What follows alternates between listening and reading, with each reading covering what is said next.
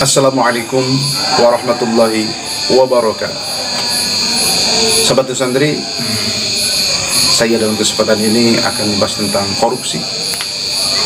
Dan saya jadi teringat dalam kitab Kifayatul Azkiyah, itu ada statement atau pernyataan, ada annal halala hisabun wal harama iqamun, bahwa sesungguhnya halal itu akan dipinta pertanggungjawaban, akan dihitung oleh Allah Subhanahu wa taala, dan sesungguhnya haram itu akan menjadi siksa. Nah, di sini kalau kita melihat di lapangan itu banyak yang korupsi, berapa puluh juta, ratus juta, miliar, bahkan triliun, bahkan ada yang 300 triliun. Mau diapakan uang sebanyak itu? Dan kita sudah pada tahu, hidup dalam dosa, hidup dalam murka Allah, itu adalah hidup yang penuh dengan kepalsuan tentunya. Kita coba berpikir cerdas. Kan sekarang banyak orang yang maling, yang mencuri, yang gasap, tentunya yang korupsi, gitu. Sampai berapa ratus triliun. Apakah kita tidak pernah melihat itu keterangan bahwa solusi ditawarkan oleh baginda Nabi besar Muhammad SAW, yang dijelaskan spesifiknya diantaranya dalam kitab I'anatul Talibin. Kita dalam berbisnis atau dalam mencari nafkah, bisa dengan dagang atau bertani atau jasa. Itu garis besarnya dalam 3: dagang, bertani, jasa. Itu cabangnya banyak, indikatornya banyak. Silakan, apapun itu yang penting halal. Yang penting halal. Apakah kita tega kita memakan yang haram, atau kita memberi sesuatu yang haram kepada anak kita, istri kita, pembantu kita, relasi kita, atau koneksi kita, saudara kita? Sedangkan dalam keterangan kullu lahmin nabata minal haram fannaru auladi, itu tulang, daging, darah, sumsum dan lain sebagainya yang diproduksi dari yang haram akan dimakan dan dibakar oleh neraka. Naudzubillah min dzalik. Jadi di akhir zaman ini kita harus benar-benar berpikir secara cerdas, berpikir seperti profesor dengan pemikiran-pemikiran cerdas. Jadi solusinya kita coba untuk kesimpulan di awal, nanti ada kesimpulan di akhir. Kita harus punya ta'rif atau patokan, sedikit halal, banyak pun halal, gitu. Itu patokan hidup kita dalam mencari nafkah. Sedikit halal, banyak pun halal. Kalau mau banyak, silakan, tetapi harus halal. Sedikit sabar dulu sambil kita berikhtiar, tetapi tetap harus halal. Terkadang dari dorongan istri, seseorang itu menjadi mencari yang haram, korupsi, karena tidak takut mentalnya itu lemah, takut dimarahi istri, takut dimaki istri, atau tentang gengsi. Dengan korupsi sebetulnya bukan harga diri.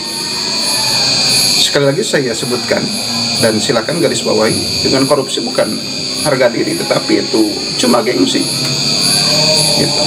Kalau memang sahabat santri umpamanya saya ingin menjaga martabat dan harga diri, carilah yang halal. Apapun itu yang halal, meskipun orang suka klasifikasi, suka membeda-beda, membuat kelas-kelas, kelas bawah, kelas menengah, kelas atas. Tetapi dalam Islam, apapun itu bentuknya yang halal, meskipun kelihatan hina di hadapan makhluk, di hadapan orang, tetapi di hadapan Allah yang halal semuanya mulia, gitu. Meskipun dalam syariat secara dohir kita mencari pekerjaan yang lebih layak dan lebih dihormati oleh makhluk, kalau bisa. Kalau nggak bisa, yang penting halal dulu. Diawali dari yang halal, dulu. Itu guru-guru kita, dosen kita, profesor kita, orang tua kita yang benar pasti memberikan pendidikan edukasi seperti itu. Yang penting halal dulu, dan kita perbaiki itu supaya lebih dihormati. Tetapi jangan ingin dihormati karena Allah saja. Untuk apa orang itu sampai korupsi umpamanya 300 triliun? Itu untuk apa itu? Itu hidup dalam kepalsuan. Untuk apa? Itu tidak akan jadi kebanggaan. Kanudin kan tidak akan diketemukan di dunia. Jago itu malingnya umpamanya. Di dunia itu tidak ketemu. Tapi lihat di tafsir Jalalain kalau tidak salah. Setengah hari dunia, nanti di akhirat Allah yang Maha Adil. Risallahu ahkamil hakimin. Semua akan merasa puas karena Allah yang Maha Adil akan menjadi hakimnya nanti di akhirat.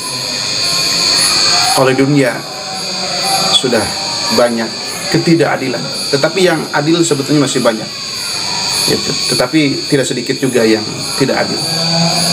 Kalau yang tidak adil di dunia itu sangat banyak atau banyak, tetapi kita harus yakin dan kita harus berperasaan baik dan positive thinking. Ada Allah yang Maha Adil. Penilaian makhluk terkadang salah, tetapi tauhid kita ditingkatkan. Kita harus tenang dan yakin dan optimal. Syariat dan hakikat 100%. Syariat 100%. Hakikat kita yakin ada Allah yang Maha Adil. Yang penting kita syariatnya yang benar, dagang yang benar, bercocok tanam yang benar, tanam jasa yang benar, tentang jasa yang benar. Itu saja. Di samping hakikat juga 100%. Tawakal, pasrah kepada Allah 100%.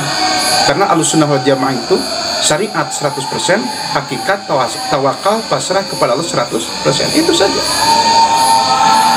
Meskipun oleh orang dihormati, kalau itu dalam haram, ladang korupsi, ladang maling, itu guru kita menjelaskan hidup seperti itu adalah hidup yang penuh dengan kepalsuan.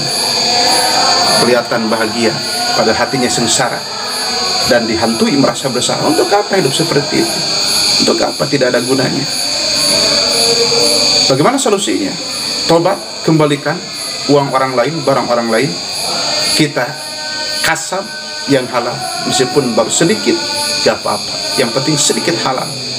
Dan saya paham, kalau berbicara tentang wanita, di samping halal itu harus banyak kita tingkatkan. Sahabat santri, bersyukur kalau kita sebagai lelaki, sebagai suami, umpamanya terkadang dimarahi oleh istri kita. Usaha yang benar, silakan pergi, jangan balik ke rumah. Yang benar usaha. Kita jangan dawan, jangan merasa sakit hati. Itu kasih sayang Allah melalui istri kita, supaya kita itu bangkit.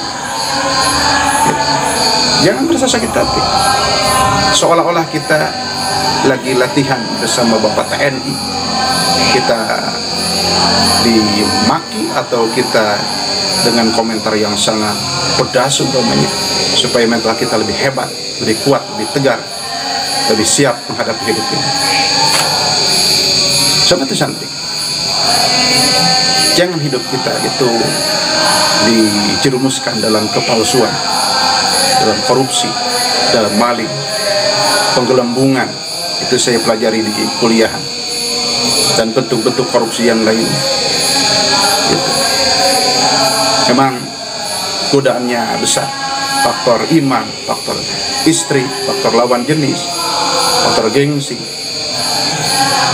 Kita harus punya keyakinan yang halal, itu yang bagus. Kita punya utang, kembalikan. Makanya saya berikan solusi, terus kita ulang-ulang. Dagang, tani, atau jasa. Kita meminta kepada orang tua, silakan. Tapi kita harus punya malu juga. Apakah seumur hidup kita minta menjadi orang yang mintanya abadi? kepada orang tua, minta seumur hidup, kan kita malu. Ya awalnya minta dulu, nanti kita yang memberi. Kan dulu saya tidak ada yang percaya lagi kepada saya, tidak ada yang memberi. Jurus terakhir, solusi terakhir, tidak ada jalan lagi, kita ngutang. Silakan ngutang. Banyak orang yang punya mobil bagus, saya berbicara dengan orang yang punya mobil bagus, kebanyakan atau sebagiannya itu kan ladang ngutangnya, gak apa-apa, itu bagus, tandanya kita ada kemauan. Meskipun kita harus paham dan kita harus mawas diri dan harus tahu diri, dan kita harus tegas dan merasa kita dibantu oleh orang. Kalau sudah jatuh tempo maka harus dibayar. Jadi jurus terakhir itu kita ngutang, bukan maling. Buka dalam Islam, buka dalam agama Islam, dalam kitab-kitab di Islam atau agama-agama yang lain, mana solusi maling? Gak ada. Rasulullah Muhammad SAW, para sahabat sekalipun jurus terakhir itu ngutang. Gak apa-apa ngutang, yang penting ketika jatuh tempo bayar.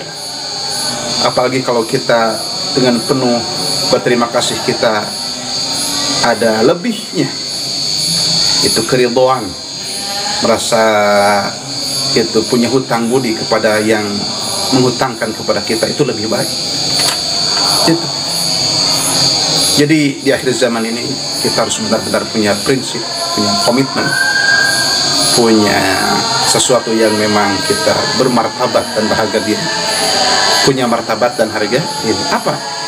Jangan maling, jangan korupsi. Meskipun ada peluang, meskipun dipaksa oleh istri kita atau suami kita, jangan maling, jangan korupsi. Cari yang halal. Di dunia tidak ditemukan karena malingnya jago. Ada Allah yang maha adil. Itu. Bersyukur kita kepada Allah kalau kita masih ada peluang untuk taubatan nasuha, taubatan hakikiyah, taubatan sahih, untuk taubat dengan cara mengembalikan barang orang lain, dan kita tobat kepada Allah, dan kita akan berhenti, tidak akan mengulangi lagi kita untuk maling. Tapi di samping itu juga kita harus takut. Sepandai-pandainya tupai melompat akan ketahuan. Di dunia tidak ditemukan, di akhirat oleh Allah itu akan diadili. Kalau kita diinterogasi oleh bapak polisi, oleh bapak TNI, oleh kiai, oleh siapapun itu yang orangnya orang benar dan tegas, kita sudah sangat takut, dan kita mungkin kencing dalam celana umpamanya. Bagaimana kita nanti nasib di akhirat dengan Allah yang maha adil? Subhanallah. Itu. Jadi kembalikan uang orang, jangan korupsi. Banyak solusi dalam hidup ini. Yang penting halal, apapun silakan. Terkadang kita dihina dulu, gak apa-apa, yang penting halal.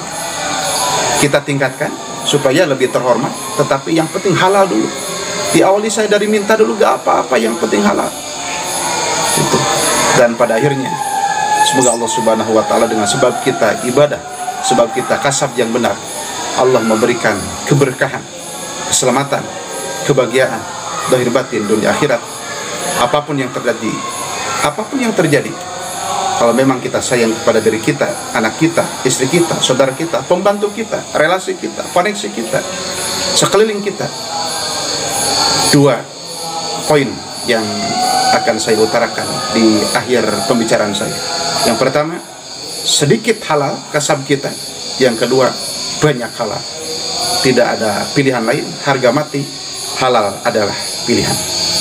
Mungkin ini mewakili semua pihak yang saya bicarakan, karena memang benar Allah dan Rasulnya yang dijelaskan oleh ulama-ulama Ahlussunnah wal Jamaah, halal adalah solusi.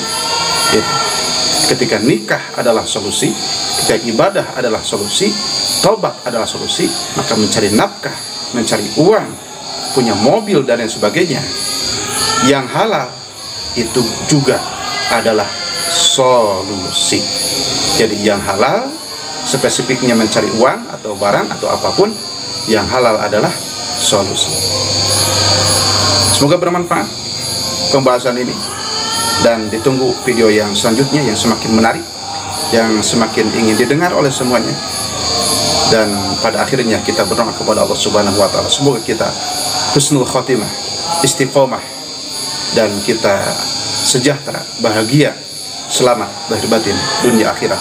Amin ya Allah ya rabbal alamin. Sekian, wassalamualaikum warahmatullahi wabarakatuh.